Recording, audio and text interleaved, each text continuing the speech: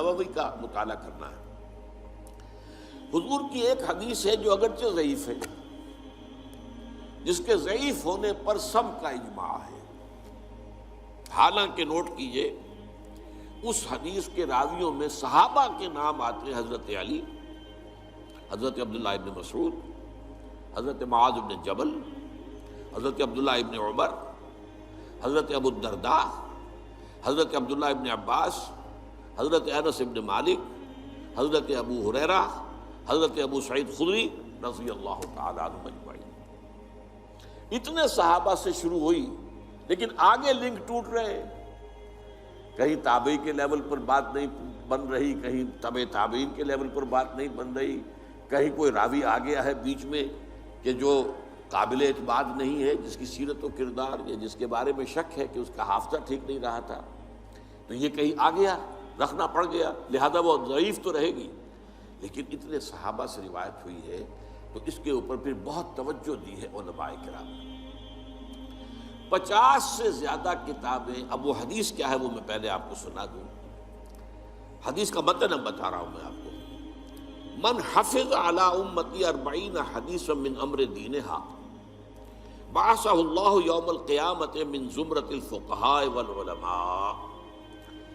حدیث کا ایک مجموعہ ہے کنز العمال، جس میں ضعیف احادیث بھی ہے، صحیح احادیث بھی ہے، کنز العمال، اس میں یہ حدیث موجود ہے۔ اور جیسا کہ میں نے کہا صحابہ میں سے اتنے صحابہ کے نام میں نے آپ کو لے دیے، یہ سب کے سب فقہاء صحابہ میں سے، بہت چوٹی کے صحابہ میں سے۔ لیکن یہ ہے کہ وہ اس کی روایت، جیسا کہ میں نے عرض کیا، سارا دار و مدار روایت پر ہے، اسی کے اوپر معاملہ جو ہے حدیث کا مقام و مرتبہ متعین ہوگا۔ ترجمہ کیا ہے؟ جس شخص نے بھی میری امت کے لیے یا میری امت کی حفاظت کے لیے، اس کے دین و شریعت کی حفاظت کے لیے میری 40 حدیثیں حفظ کی، دین کے معاملے میں 40 حدیثیں حفظ کی، اللہ تعالیٰ اسے اٹھائے گا قیامت کے دن من زمرۃ الفقہاء، فقہاء میں، والعلماء اور علماء میں۔ جس شخص نے بھی میری امت کے دینی معاملات سے متعلق میری 40 حدیثوں کو حفظ کر لیا۔ اب میں لفظ حفظ یوں کا تم بول رہا ہوں، یاد کرنا میں نہیں کہہ رہا، اس کی وجہ ہے حفظ کر لیا، اسے اللہ تعالیٰ قیامت کے دن اٹھائے گا فقہاء کے گروہ میں اور علماء کے گروہ میں۔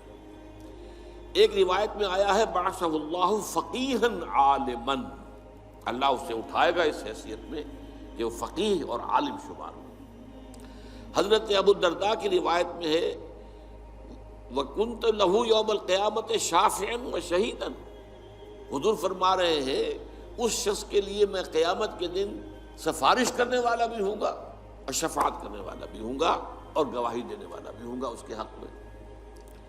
حضرت ابن مسعود کی روایت میں ہے اس سے کہا جائے گا قیل لہ ادخل من ای ابواب الجنت شئت، تم جنت کے جن دروازوں میں سے جس دروازے میں چاہو داخل ہو جاؤ۔ اور فی روایت ابن عمر، حضرت عبداللہ ابن عمر رضی اللہ تعالی عنہما کی روایت میں ہے کتب فی زمرۃ العلماء وحشر فی زمرۃ الشہداء، اس شخص کا نام لکھ لیا جائے گا علماء کی فہرست میں، اور وہ قیامت کے دن اٹھایا جائے گا اور میدان حشر میں لایا جائے گا شہداء کے ساتھ۔ یہ میں نے حدیث کا آپ کو متن جو ہے، ایک تو بہت جو مشہور متن ہے پہلے وہ سنایا ہے، اور پھر مختلف راوی صحابہ کی طرف سے جو روایت ہو کر آئی ہے تو اس میں تھوڑا تھوڑا جو فرق آیا ہے وہ میں نے سنا دیا۔ اب یہاں نوٹ کیجئے کہ میں نے حفظ کے لفظ کو اس حدیث کے ترجمے میں کیوں برقرار رکھا۔ دیکھیے حفظ کا ایک عجیب تصور تو ہمارے ہاں ہے، قرآن کا حافظ ہے، مفہوم جانتا ہی نہیں، یہ کیسا حافظ ہے؟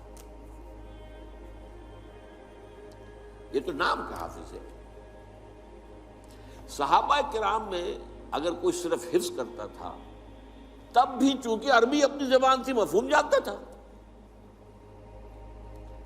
تو قرآن مجید کے متن کو اور اس کے مفہوم کو دونوں کو یاد کرنا اور ذہن میں رکھنا، بلکہ اس سے بھی آگے بڑھ کر الاتقان فی علوم القرآن کے اندر ایک روایت ہے کہ صحابہ کرام میں سے جن حضرات کا خاص شغف قرآن سے تھا جیسے حضرت عثمان ابن عفان، حضرت عبداللہ ابن مسعود رضی اللہ تعالی عنہ، ان کا یہ کہنا تھا کہ ہم جب نبی اکرم صلی اللہ علیہ وسلم سے 10 آیتیں پڑھ لیتے تھے تو جب تک اس کے علم اور عمل دونوں کو حاصل نہیں کر لیتے تھے آگے نہیں بڑھتے تھے۔ نوٹ کیا آپ نے؟ علم اور عمل، الفاظ ہی نہیں، علم بھی، یعنی 3 چیزیں اب جمع کی گئی۔ الفاظ ان کے حافظے میں محفوظ ہو جائے، علم ان کے ذہن میں آ جائے، اور عمل ان کی سیرت کا حصہ بن جائے۔ 3 شرطیں پوری ہوں گی تو وہ حافظ کہلائے گا۔ اب اس اعتبار سے اس حفظ کے لفظ کو یہاں اپلائی کیا، جس شخص نے امور دینیہ سے متعلق میری 40 حدیثیں حفظ کی، میں نے اسی لیے پھر لفظ یوں کہ تو برقرار رکھا، یعنی اس کے الفاظ بھی یاد کر لیے، وہ اس کے حافظے میں آ گئے،